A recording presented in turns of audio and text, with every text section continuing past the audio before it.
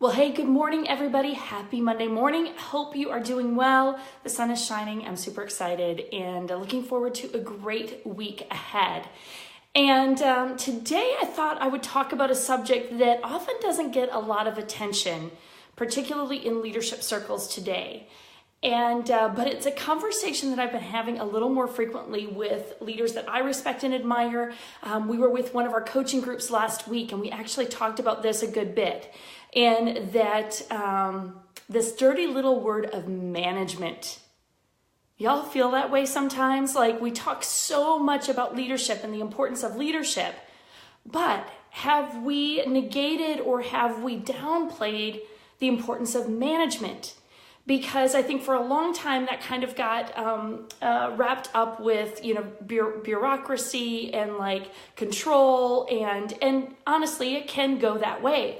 But I think in the last, era or so of leadership, we focused so much on leadership that we've forgotten the importance of management. And one of the things that I hear from a lot of people, particularly leaders, is that they have difficulty with follow through from their staff or volunteers, that they have difficulty with getting people to actually get work done.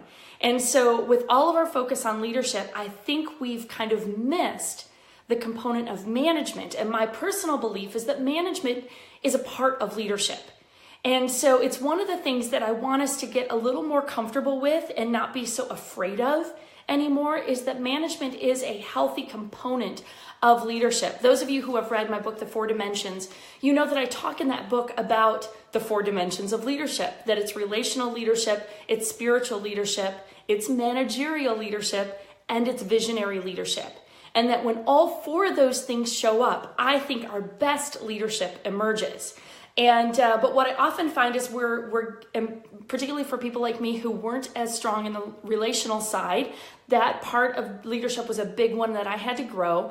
For all of us as people of faith, the spiritual leadership piece needs to show up whether we're in a place that we can be overt about that or not. But our morals, our integrity, those kind of things are important. And that's that spiritual leadership side of us. And we've gotten good at visionary leadership. And we know we've got to cast good vision. We've got to tell good stories. But I think in recent times, we've diminished the importance of the managerial component of leadership. So I want to spend a couple minutes today just reminding you of why this management component of leadership matters so much, and then give you 3 things that kind of build that infrastructure of management, so you can kind of take a look at that and think about that this week. I'm actually going to read some from the 4 Dimensions out of chapter 6. So those of you who have the book, you can follow along really easily starting on page, I'm going to actually start on page 114. But I'm going to read you a few segments from this, and just to get you thinking about the significance of management when it comes to leadership. So management and leadership are not synonymous, nor are they completely disparate. And I think this is important for us. They do not mean the same things, nor are they completely disconnected from one another.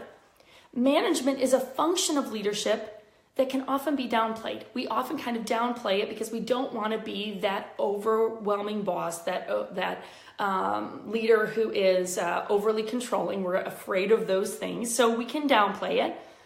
And in recent years, management has kind of taken a back seat in theories of leadership, with many leadership experts suggesting that leadership is better than management. And I don't think leadership is better than management. As I said to you, I think management is a healthy component of leadership. Leadership is certainly more inspiring than management, right? And to only manage without drawing on the other dimensions of leadership can leave followers feeling controlled or uninspired. So I think this is why the idea of management has kind of gotten a bad rap, is that if we only are managing and we're not relationally leading and spiritually leading and leading with vision, then it can feel controlled and uninspiring. So that's why I believe so deeply in the 4 dimensions, that all of those dimensions at play is really essential. But to abandon management as an element of leadership, I think, is a mistake. Management is the method by which great leadership is executed. So think about that for a minute. Management is the method by which great leadership is executed. When you have that great vision, management is what gets it done. Management takes a leader's instincts and inspiration and puts them into action. Management is the how-to component of leadership. It's the stewardship engine that drives leadership. And management is about engaging all of our minds towards action. So I want you to kind of wrap your head around that. Is the essence of management, is that it really helps put feet to vision. A lot of you have heard me say that before. That's kind of my mantra. That's how I'm wired, is to put feet to vision. I'm the person who helps us think about how are we going to get this done. I'm a how-to girl. And that is a lot of the essence of management. Management, by definition, can be summarized by 3 words. And these are the 3 things that I want you to be thinking about this week: discipline, stewardship, and accountability. Not necessarily the most fun words, right? Discipline, stewardship, and accountability. Management provides the what and the how for the why of your organization. So I know y'all are familiar with that framework, but management provides the what and the how to the why of our organization. You guys are familiar, I'm sure, with Simon Sinek and his book, Start With Why, which I think is a fantastic book about visionary leadership. But he says this, he explains the connection between management and leadership, or the what and the why. He says, everything you say and everything you do has to prove what you believe. A why is just a belief. That's all it is. Hows are the actions you take to realize that belief. And whats are the result of those actions. Everything you say and do. Your products, your services, your marketing, PR, culture, and whom you hire. So do you see what he's saying there? He's saying they have to go together. The whats and the hows and the why have to go together. So you can't just have a great why. You have to know how you're going to accomplish that, and then that's going to produce what you're doing. When we manage well, we help the entire team put feet to the vision. So this is where, when we're managing well, when we're employing discipline, stewardship, and accountability, we are helping our team put feet to the vision. And that's ultimately what we need to do as leaders, is help make it happen, right? I remember a time in my music business days that we were brainstorming a big initiative and a big idea. And the idea that kind of, it was a contest. And the idea that won was an idea that we couldn't actually do. And I was so frustrated as a young leader, because I thought, why would we celebrate a great idea if it wasn't an idea we could actually accomplish? And so as leaders, we're helping tie that why to a how and a what. Management helps us realize our beliefs. Help us realize the why of our organization. For a lot of you, you're in ministry leadership, nonprofit leadership. A lot of you are in great organizations that have a really compelling vision and purpose. And when you have that significant of a why, the last thing we want to do is have a big vision and not be able to accomplish it, right? And so this is why this management side of leadership is so valuable, that it is putting feet to vision. It is not controlling. It is not overbearing. It is not a bunch of bureaucracy, although sometimes systems, policies, and procedures are part of the equation, but they're a byproduct of that. And so I just want to encourage you that as a leader, bringing the how to your team is so vital to create a healthy organization and to help you guys accomplish your why. So this week, I want you to be thinking about, what are some of the disciplines that need to be a part of your culture in order for you to accomplish the why? Maybe there's some things that you've gotten a little lax on, and you're like, you know what? I need to be more disciplined about this. My team needs to be a little more disciplined about this. It could be that you need to be keeping better track of some of your goals and keeping them in front of everybody. Maybe we have a dashboard for my team.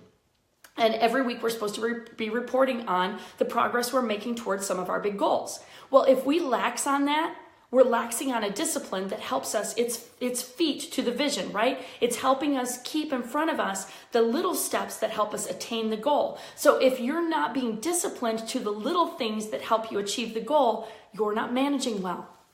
The second thing is the stewardship piece. And we could spend a lot of time on this, because I think there's so many things that we're responsible to be good stewards of. Stewards caretake something that belongs to someone else. So we steward people, we steward time, we steward our stuff, right? We steward treasure. So I want you to be thinking about all the things that you're responsible to steward in your role, and are you caretaking those things well? That's a management piece. And then finally, the accountability piece.